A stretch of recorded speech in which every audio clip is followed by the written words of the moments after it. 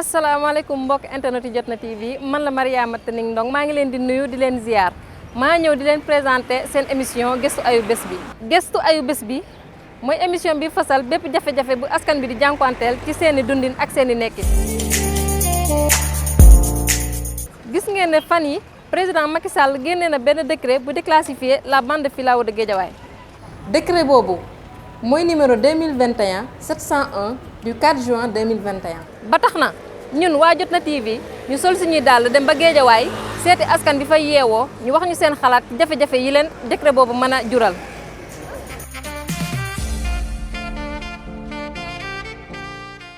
mbokk yi bu ngeen gisee image bi sama ginnaaw di ngeen gis ne ci atum 2007 filao yi feesoon nañ dell ci diggante Guédiawaye ak Malika ci booru géej gi. bu ko defee ñu indi leen beneen image ngeen xoolal seen bopp di ngeen gis ne ci atum 2016 filao yi commencé nañoo wàññeeku bu baax. lu weesoo ñu ñëw ak yéen ci image yu 2019 bu ngeen seetloo filao yi commencé nañoo disparaître bu baax te dara waralu ko lu dul construction VDN 3. loolu moo tax ñun waa Jotna TV ñu sol suñu dàll dem ba Guédiawaye fekk askan bi fay yeewoo ak ay boroomi xam-xam pour laaj leen jafe-jafe yi décret boobu mën a indi. ñu dem seeti kii di monsieur Daouda Ngom mi jiite commission environnement fële ca Pastef. Décret président de la République Macky Sall bi déclassé 150 hectares je crois ci bande de filao bi lu ñu mën a métitlu la. li tax ñu wax ko mën a métitlu mooy bande de filao bi dafa am cosaan et avant may wax peut-être ci plantation bande de filao bi damay wax c'est toute la zone des Niayes li ñuy wax la zone des Niayes 180 kilomètres la de Dakar à Saint-Louis et ñun dañuy wax ne bërëb la boo xam ne écosystème la boo xam ne dafa particulier ça veut dire que dafa uteeg yeneen yi dafa am njariñ parce que zone bi mu nekk dañuy wax ne ci Sahel la bokk bu ñu la nee Sahel mooy fi ngay xam ne taw yi duy bëri peut-être Dakar bu ñuy wax 400 millimètres taw la ñuy am at bu ne mais boo demee ci zone des Niayes bi di nga fa gis xeetu garab yoo xam ne nii yaa ngi leen war a gis Casamance. lu demee que ni garabu tiir mooy garab bi palmier à huile garab bi joxe diw tiir lu demee que ni garab bi ñuy wax mampatam. lu demee que ni dacier yi donc am na garab yu bëri yoo xam ne waruñu woon a nekk Dakar mais boo demee ci zone Niayes bi da nga leen di gis parce que dafa am solo trop trop. léegi nag depuis la colonisation en fait la affaire bi commencé bande de filao boobu cosaanam parce que tubaab yi dañoo gisoon que ne il faut ñu stabiliser dunes yi nekk ci suuf bu bëri bi nekk ci littoral bi c'est-à-dire ci tefes gi et en 1948 ñu commencé di jëmbat ay filao ci bande bi 18 kilomètres la woon à l'époque c'était en 1948 après nag Sénégal même après les indépendances continué na di jëmbat en 1975 je crois amoon nañ beneen projet je crois que Sen 73 012 la tudd projet boobu continué woon na di jëmbat ay filao di jëmbat aussi ay anacardier li ko waraloon nag liñ ci jublu woon mooy dañuy stabiliser dunes yi mais lu taxoon ñu bëgg a stabiliser dunes yi parce que garab yi da doon tax li nga xam ne nii ñaay yi ñoo nekkoon ci wetu géej gi bandu ñaay bi nga xam ne foofu dañ fay def horticulture mbéyam noor fa lañ koy def te boo xoolee dañ lay wax ne la légumes yi ñuy produire Sénégal yëpp 80% yi fukk joo jël juróom-ñett yi ci zone boobu lay jóge donc ñu ne bu ñu defee bande de filao yi dina protéger li ñuy wax les cuvettes maraîchères c'est-à-dire fi nga xam ne ni dafa wàcc ay zone dépressionnaire la yoo xam ne nii foofu la ñuy defee mbéyam noor donc ñoo loo waraloon ñu jëmbat fa bande de filao bi parce que aussi bu ñu fàtte que ne filao yi barrière la bu doon wàññi poussière bi ëgsi ci dëkkuwaay yi mais loolu yëpp nguur gi xoolu ko li mu gis mooy ay kër yu ñu mën a jox ay nit et malheureusement bu fekkoon ne dañ koy jox citoyen lambda ñoo xam ne ni dañu am jafe-jafe pour am kër ñu mën a wax mais souvent borom barke yi la ñuy jox kër yooyu yëpp. li mu def daal lu doy waar la te nag xaaroon nañ ko feneen fudul jël bande de filao bi nga xam ne nii coow nañ ci ba tàyyi yàgg nañ ko commencé def nag mais fi mu ne nii affaire bi liñ naan dafa wulee ñaay ñoom dañoo yokk seen loxo fi mu ne nii bëggatuñoo gis bande terre boobu yëpp foncier bi nekk foofu yëpp lañ bëgg a nangu malheureusement au détriment de la nature. Est-ce qu'on peut pas dire qu'il y a une contradiction dans la politique environnementale du président Macky Sall nga xam ne que mi ngi naan dafa bëgg a def un parc forestier à l'aéroport à l'ex-aéroport Léopold Sédar Senghor après en même temps muy yàq des zones humides comme la zone du Technopole et aussi la zone des Filao. waaw xam nga politique environnementale du Sénégal bëri na luñ ci mën a wax trop Sénégal nag dëkk la woon boo xam ne xawoon nañ ko naw ci côté protection de l'environnement naam gouvernement yi Sénégal yi fi jaar yépp jot nañ jël ay mesures yaa ngi wax léegi ne Macky Sall dafa wax ne aéroport dina fa créer benn bois de ville bu 11 hectares je crois loolu lu ñuy rafetlu la waaye nag am ndaa toj ndaa du tax a bëri ndaa parce que c'est pas parce que dina créer bois villageois au niveau pour 10 hectares au niveau de l'aéroport que may jël 150 hectares di ko déclasser ñu di ko caxat-caxate loolu lu doy waar la te li ñu boo xoolee li ñu déclassé ak li ñu nar a créer bois villageois c'est plus de 10 fois moins parce que créer bois villageois 10 hectares ou 11 hectares dem déclassifier dem déclasser 150 hectares mais c'est une catastrophe te contradiction bu rëy la ci politique environnementale du Sénégal au moment où dañuy wax ne Dakar dafa fat Dakar lépp bâtiment la tàngoor bi boo gisee Dakar les gens suffoquent parfois dañ naan la Dakar fait partie des villes les plus polluées pourquoi parce que dëkkuwaay yi la bàyyiwuñu benn espace pour garab parce que garab yi aussi buñ ko fàtte ñoom ñooy capter CO2 li nga xam ne nii ñun moom la ñuy génne di ko noyyi ñun dañ koy noyyi di ko génne di jël oxygène ñoom ñuy jël CO2 boobu di ko capter pour def seen photosynthèse. Le peuple de bande de filao bu dul même l'histoire en fait loo xam ne depuis 1948 lañ ko defar yow nga ñëw en un laps de temps parce que yaa yor signature nga signé ñu déclassé ko loolu vraiment lu doy waar la même du point de vue éthique vraiment c'est vraiment très détestable. léegi nag ñu dem seeti Michel Mendy di coordonnateur forum civil section Guédiawaye pour mu indi ñu xalaatam ci décret boobu. depuis ba ñu commencé intéressé wu ci bande filao bi suñu position changé wul ñëpp xam nañ ko li ñu mës a wax mooy la bande là dañ ko attaqué ba lu si jot a des as tuut li ci gën mooy ñu conserver ko préserver ko parce que rôle bu muy joué kenn naatablewul ni rôle bu am solo la ci luy lépp lu jëm ci alam bi lépp lu jëm ci environnement lépp lu jëm ci dëkkuwaay parce que bande bi defuñu ko fii rek pour rafetal defuñu ko fii rek parce que dañu am envie def ko fi dañ ko fi def parce que dafa am rôle bu muy joué parce que booy xool ñu ngi ci peggu géej gi nii donc dafa am ay attaques yoo xam ne day jógee ci géej gi dem ci dëkkuwaay yi ci doomu aadama yi ñu def bande bi pour mu nekk ci diggante géej gi ak diggante dëkkuwaay donc bu ñu ñëwee tey boobu ba léegi ñu fiy tabax ay cité ñiy dagg di tabax ay kër ba mu des as tuut ñun dañ jàpp ni dañu war a góorgóorlu denc loolu nga xamante ne moo fi jot a des pour mu continuer di préserver di aar doomu aadama yi mais tey bu ñu gisee ay politiciens ñëw teg seen bët ci bande bi ñoom ne coûte que coûte bande bi dañ koy jël parce que dañ ko soxla parce que Guédiawaye tey amatul dëkkuwaay parce que ñoom dañu am ay projet parce que yu dul jeex ñu interroger techniciens yu ñu xam yëpp ñii nekk ay environnementalistes ñii nekk ay urbanistes ñii nekk ay écologistes ñii nekk lépp seen xel màcc ci lépp lu jëm ci gàncax ak ci environnement ñoom ñëpp nañu bande bi bu ñu ko fi jëlee danger la pour Guédiawaye mais kii waxu question environnement wax question transversale bu nekkee danger pour Guédiawaye nekk danger pour Dakar nekk danger pour Sénégal nekk aussi danger pour àdduna bi. parce que li indi décret bi mooy lan ville de Guédiawaye dafa am plan d'aménagement de la bande mu soumettre décret jaarale ko ci ñu voté délibération à la ville mais mairie yi nekk ci bande bi yëpp ñoom ñëpp seen conseil municipaux ñoom tam dañu voté délibération c'est parce que conseil yi nekk ci instance yooyu maire yi dañ leen dig ay kër tuddee ko ay cité municipale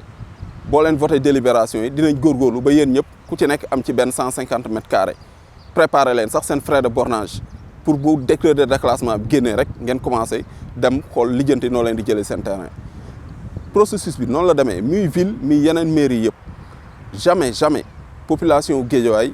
ñu boole leen ci waxtaan bi fexe ba laaj leen seen xalaat ci déclassement bu bande bi li ville de Guédiawaye def mooy dafa convoqué benn réunion hors des frontières de Guédiawaye dem Saly ànd jël ñaar wala ñetti nit yu bokk société civile taafantoo ko ne population bi était représentée non booy def consultation citoyenne da nga koy defee ci biir territoire bi da ngay invité en grande masse organisation société civile OCB yi personne ressources yi population bi ñëpp ñi nga xam ne question boobu ngay waxtaanee intéressé na leen ñu am droit ñëw teew wax seen xalaat ñu consigner ko mu am ay feuilles de présence am ay PV et tout loolu amul ku ko mën a génne fii Guédiawaye concernant cette bande donc la population n'a pas été consultée pour muy leer léegi fexe nañ ba président de la république déclassé leen bande bi te président de la république ci boppam moom dafa contradictoire par rapport ak position yi muy jël ci bande bi ci conseil des ministres ak ci programme am bi nga xamante ne mooy bi muy def campagne Macky 2019 boo leen liiree programme am li mu ciy wax jëmale ko ci question environnementale c'est contradictoire par rapport ak acte bi mu jël nii signé déclassement wu bande bi parce que lépp lu mu wax foofu dafa nekk en faveur de renforcement bande bi restauration bande bi tout ce qui est question environnementale ñu fexe ba ñoŋal ko fii Sénégal beneen bi ñu ne 40 et quelques % de la partie déclassée day jëm ci dëkkuwaay ay habitation dëkkuwaay yooyu nan lañ koy joxe parce que ñi signé délibération yi mooy les conseils municipaux donc dañ jàpp ni conseils municipaux yi ñoom ay privilégiés lañ par rapport aux citoyens lambda de Guédiawaye sur quelle base un conseil municipal peut se prévaloir d'un droit sur un citoyen lambda parce que juste il est conseiller municipal. ñu dem fekk ay ndaw yu juddoo ci gox bi te yaroo fi ñu wax ñu seen xalaat ci jafe-jafe yi leen décret bi mën a andil. parce que filao yi dafa am importance fii nii si suñu gox parce que gars yi suñ ko daggee day doon loo xam ne du ñu arrangé parce que garab dafa baax si ab dëkk dañuy permettre ñu am oxygène normal loolu du ñu arrangé parce que ñun ay jeunes lañ parce que espoir moom mooy suñu yite ñun loolu moo doon loo xam ne moom loolu lañ gën a bëgg ñun suñ ko daggee tamit xam nga day doon loo xam ne ni ñun du ñu permettre ñu am xam nga occupation boo xam ne nii xam nga dañ koy def normalement. Guédiawaye institut sax dafa xat suñu jëlaatee suñu espace bi nga xam ne ñun moom rek la ñuy dese ñu daggu ko léegi ñun lan la ñuy def boobaa du ñu am oxygène normal du ñu nooy normal ak suñu dëkkuwaay bi nu mu xatee nii boobaa xam nga ak tàngaay bi boobaa ñun nan la ñuy def sawaay na teg lépp si yoon quoi. parce que géej bi filao yi mooy tax loo xam ne ni moo koy téye pour mu bañ a egsi si ñun parce que ñun presque jege nañ géej bi suñ ko daggee affaire yi ñëw jege si suñu dëkkuwaay bi boobaa ñun rek la ñuy yàqal kon nañu bàyyi ak suñu lii ñun moom la ñu am moo ñuy protéger contre ak géej bi parce que lii presque jege na suñu lycée bi nañ ñu bàyyi ñu dund ak moom nice ñu mën a am oxygène normal jàng normal parce que suñ ko daggee mooy loolu dañuy toog classe sax tàngaay bi dañuy sonal te oxygène normal lañ soxla élève dafa soxla oxygène normal pour suy jàng pour mu mën a am waaw. kon nag ñoo ko déggandoo xale yi nee nañ bu ñu daggee garab yi seen ëllëg la ñu nar a nasaxal te itam dootuñu am fu ñu fowee. bu ñu fa jógee ñu dem seeti kii di Abou Mbaye di président mouvement Rëccu Fal Macky mu wax ñu ci xalaatam lan moo nekk ci ginnaaw décret de déclassification boobu. En 2019 le président de la République recevoir woon nañu ba ñuy xeex affaire littoral bi ba mu ñu recevoir mu ni ma man de yëguma woon que ne ñu ngi baraade littoralu Guédiawaye man ko bon président mu ni ma te tamit dinaa si jël ay mesures d'ailleurs dinaa délégué sama ministre chargé de l'environnement mu ñëw Guédiawaye ngeen xool nan ngeen di saafarawee mbir boobu si la ne ma Abou lan la population bi bëgg man ko population bi lu ñu bëgg de muy le renouvellement de la bande des filaos mu ni ma baax na ba ci 12 juin 2019 le président de la République bind ma bataaxal une correspondance daal di may naan day feddali ay engagement yi mu jëloon ci littoralu Guédiawaye maanaam daal di renouveler bande de filao yi ba pare protéger environnement bi. Je pense que en 2015 ba léegi maa ngi ciy xeex on m'a cité en justice en 2016 parce que benn lobby la bi nga xam ne dafa am ay hommes d'affaires ak ay hommes politiques ak aussi les autorités locales fii ñu toog nii ay maires ñoo ko jaay te je pense que ne acte de vente yi y a certains journalistes qui m'ont appelé m'ont dit ils ont reçu certains actes de vente donc c'est très grave. Racine Talla daaw mu ne dafiy tabax benn cité municipale pour jox ko ay conseils ma ne ko tant que maa ngi dund fii à Wakhinane Nimzatt cité municipale boobu du am may def conférence de presse le 8 février 2020 mu yónni police ñu tas ko ñu ñëwoon jël si ma mais heureusement journalistes yi dañ ma vidéo woon def ko en temps réel ci YouTube loolu moo mu sauvé ñu waroon def marche mbas mi ñëw mënuñu woon dajaloo loolu moo tax daaw ba tey jii nii marche boobu mujj ñu ko def léegi littoral bi ñu jàppee ko lenn li nga xam ne daal dafa mel ne comme benn nag bu ñuy séddoo tong-tonge ko yàggul via la presse dégg ngeen Mame Boye Diao jox un ministre de la République 5000 mètres carrés loolu yëg ngeen ko magistrat yi ñu jox leen 4 hectares dans la commune de Sam Notaire loolu yëg ngeen ko aussi cimetière yi nekk sama ginnaaw cimetière kay yomb na suuf si am nga ko wërale nga ba pare kii nga ko clôturé nga ko ba pare lu leen tere ñu commencé faa rob ay nit mais bëgg nañ nas ay pexe ba askan bi fàtte ñu jël cimetière yooyu noonu suuf soosu daal di koy jaay mais loolu dootul amati Guédiawaye tey Guédiawaye kenn du fi ñëw jàppee ñu ay nooy neex def lu la neex dem non loolu il faut que loolu Macky Sall ak régime am xam ko dañuy jàmmaarloog ñoom jusqu'à notre dernier souffle il faut que ñu xam ko te littoral bi c'est le patrimoine de Guédiawaye c'est le patrimoine de tous les Sénégalais duñu bàyyi benn régime ñëw toog population Guédiawaye dañoo nekk ci danger man maa ngi dëkk quartier bi ci ginnaaw ci filao yi laa foowee ci filao yi def fii lañ daan réviser sax bac dem ba étudiant ñëw fii ci filao yi moo tax à un moment donné xam nga nit gis nga booy jiite réew da nga koy bëgg déjà filao yi dafa nekk leen nga xam dafay aar askan bi ba pare di taaral Guédiawaye di jàppale ndaw ñi yéen a ngi fekk fii ay élèves mais filao yi bu ñu ko jëloon defar ko ba mu gën a baax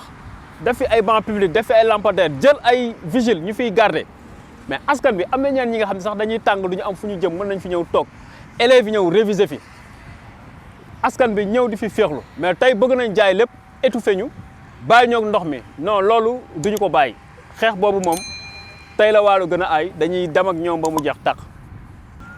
xam nga ni ñu koy waxatee article L48 du code de l'environnement dafa ne tout projet ou toute activité qui peut porter atteinte à l'environnement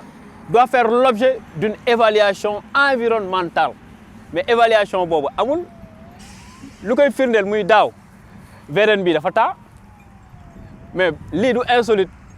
un ingénieur en géologie muy njiitu réew mi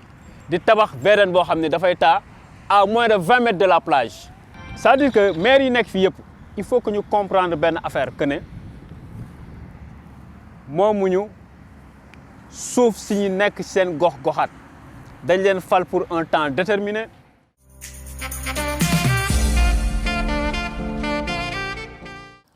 buñ jógee ci image yooyu ñi dem seeti Aïcha Sagne di responsable mouvement des femmes Pastef fii ci gox bi mu wax ñu ban njëriñ la filao yi amal askan bi. tey boo xoolee fii nii littoral bi dañ ko bëgg teggi pour jaay ko ñan ay nit yoo xamante ni tey ay nit yu ñu leen di woowee boroomi daraja lañ ko bëgg jaay donc boroomi daraja yooyu ñu ko bëgg a jaay tey doomu banlieue bi ñoo ngi fi amuñu sax occasion pour am kër tey ñu bëgg a jël littoral bi jaay ko noonu nga xamante ni tey ñun ñooy payer les pots cassés te nag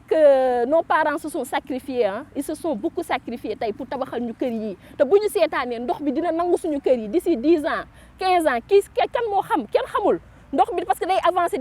di avancer ba nangu suñu kër yi tey état bi nga xamante ni mooy signé décret yooyu seen yoon nekkul tey ci sort bi nga xamante ni moom la ci population bi nar a dund donc nag mu nekk lu doy waar loo xamante ni ñun duñ ko seetaan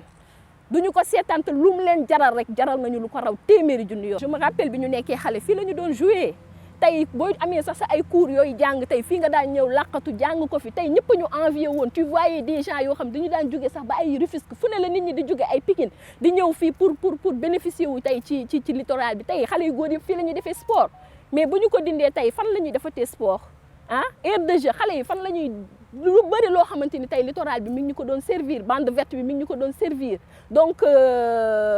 njëriñam moo bëri bëri boo xamante ni tey kenn mënu koo naataabale. waaw Pastef Guédiawaye instant bi ñu ngi ciy liggéey bu am solo d'ailleurs sax j'en profite pour saluer notre coordonnateur départemental docteur Alpha Ba ndax tey démb rek bind na benn communiqué boo xamante ni mi ngi daw ci réseaux sociaux yi tey ñu ngi commencé di travailler di jéem a créer benn plateforme boo xamante ni on va regrouper tey les mouvements citoyens les associations ak ñëpp ñi nga xamante ni ñu ngi bokk ci opposition bi te njëriñu Sénégal rek tax leen a jug ndax ñun on est toujours aux côtés de la population duñu mës a seetaan tey littoral bi ñu bradé ko duñu ko seetaan parce que li dal enseignant cité des enseignants bi li ko dal li leen dal mooy que dañu jékki saay di am inondation parce que foofu noonu ñëpp dañ ko jaay ñoom ñu ngi subir conséquences yi bu baax a baax ndax kër yi ñu jaay yi foofu ñun fii mësuñu xam lan mooy inondation tey bu ñu demee tey ba ñuy dund ay inondation yu métti ba nga xam ne bu nawet ñëwee sax ñu bëri dañuy génn seen kër yi dem dëkk ji ci école yi te ñoo xamante ni dañoo sacrifié wu rey seen bopp ba tabax seen i kër donc mu nekk loo xamante ni lu doy waar la ba tax na nag ñun Pastef duñu ci des ginnaaw benn yoon duñu des ginnaaw benn yoon ci xeex bi ñu ngi liggéey dajale def benn plateforme boo xamante ni ñëpp dinañ ci daje ñun ñëpp ensemble ñu combattre le bradage du littoral. léegi nag dégg ngeen askanu Guédiawaye li ñu xalaat ci décret boobu kon ñu dem seeti ay kàngam yu seen xam-xam màcc ci wàllu boobu ku ci mel ni monsieur Pape Sagne di enseignant chercheur fële ca UCAD. comme ni nga ko waxee ñun def nañ ay études ci bi ñuy def suñu thèse de doctorat ci fonctionnement wu littoral bu côte nord Dakar depuis plage Malibu ba Malika. alors résultat yi lim ñu woon mooy que ni foofu noonu ñu ngi constater un peu que géej gi mu ngi avancé ci kaw suuf si même si quand même vitesse bi demeewul noonu mais en réalité ñu ngi gis ay avancées de la mer. en fait dañu comparer ay images satellitaires yoo xam ne elles ont été captées à des dates différentes depuis 1942 ba 2011 donc ñu comparer au moins ci échelle 30 ans donc en 1942 gis nañ que ni géej gi xawoon na gën a sori. mais ba 2011 donc dafa mel ni loo xam ne day dellu di dugg ci kaw suuf si te loolu la ñuy naan un recul du trait de côte te loolu c'est un signe considérable en tout cas de l'avancée de la mer. maintenant dans la période récente nag li ñu seetlu mooy la zone commence à faire l'objet d'une forte pression humaine c'est-à-dire que ni mu ngi am beneen phénomène bu ci ajouté wu parce que au départ c'était tout simplement les actions marines ñoom ñoo doon entraîner l'évolution de la plage léegi fi mu nekk nii nag on a une certaine pression en raison de l'extension 3 de la voie de dégagement nord qui en quelque sorte facilite la libre circulation des personnes et des biens mais a permis quand même une forte affluence de la population vers cette zone te li ñu ci gis mooy que dañuy dagg filao yi dans la plupart des cas pour mën a installer wu alors que filao yooyu noonu c'était en quelque sorte un facteur de stabilité c'est-à-dire moom moo doon maintenir zone bi ba nga xam ne vitesse avancée bi daawul demee noonu donc loolu en tout cas moom lañ ci gis maintenant defaguñu nag des modèles de projection pour xool dans l'avenir comment est-ce que ça va se passer mais li ñu gis avec les études ci période ancienne bi ak période récente bi vraiment on commence à voir une accélération de la vitesse du recul du trait de côte. léegi nag ces filao bu ñu fa dañee ce qu'on peut s'attendre peut-être mooy à ce que cette stabilisation naturelle qu'on avait puisse être perturbée donc dans l'avenir mën nañu gis peut-être que mu déstabiliser un peu le fonctionnement naturel de la zone. Ce que l'on peut peut-être dire c'est que c'est des endroits où vraiment les gens d'habitude ne se confrontaient pas à un problème d'avancée de la mer parce que d'habitude on parle d'avancée de la mer que quand il y a un enjeu léegi enjeu nag day commencer soog a am bu fekkee nit ñaa ngi commencer dëkk di construire donc géej gi bu avancer rek il y a des gens qui sont sous le risque d'être atteint par la mer. Donc loolu moom mooy enjeu te li muy mën a indi mooy que nit donc dans l'avenir nit ñi mën nañu toog di naan fii géej gaa ngi avancé géej gaa ngi ñu yàqal te loolu kenn mësu ko faa dégg loolu peut-être mën nañ ko. Oui, d'après les études en tout cas que nous avons faites jusque-là gisaguñu l'impact direct des constructions humaines sur la dynamique. Ça veut dire que dynamique bi ñu gis jusque-là c'est une dynamique qui est naturelle waaw mais comme ni ma ko waxee léegi rek quand la pression commence à augmenter dans la zone loolu mën na modifier le processus de fonctionnement qui en quelque sorte peut rendre la zone beaucoup plus sensible. Peut-être loolu mën nañ ko yaakaar avec l'ensemble des constructions qui peuvent avoir ou qui peuvent être retrouvées dans la zone, pas uniquement l'extension de la voie de dégagement nord, mais en tout cas toutes les constructions sur ces dunes-là peuvent être un facteur de déstabilisation du littoral. Étant donné que ñun xam nañ le rôle que jouaient les filaos à ce niveau-là, donc et que jusque-là le problème n'est pas parti, parce que dès que l'avancée de la mer se déclenche, c'est pas facile de l'arrêter, et que les structures de protection d'habitude que l'on met sur place sont extrêmement coûteuses, sans aucune mesure de garantie d'efficacité. Donc la meilleure manière, c'est de permettre ou d'assurer le fonctionnement naturel. Et ce fonctionnement naturel, c'est quand même d'éviter toute anthropisation de la zone ou toute dénaturalisation du littoral à ce niveau-là.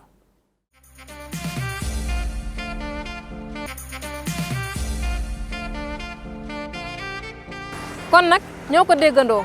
askanu Géejawaay ak borom xam-xam yi déggoon nañ ni que décret boobu mën na indi ay jafe-jafe fële ca Géejawaay lii lañ leen indiloon ci coowal décret de déclassification de la bande des filaos de Géejawaay di leen jox dig daje ci beneen émission.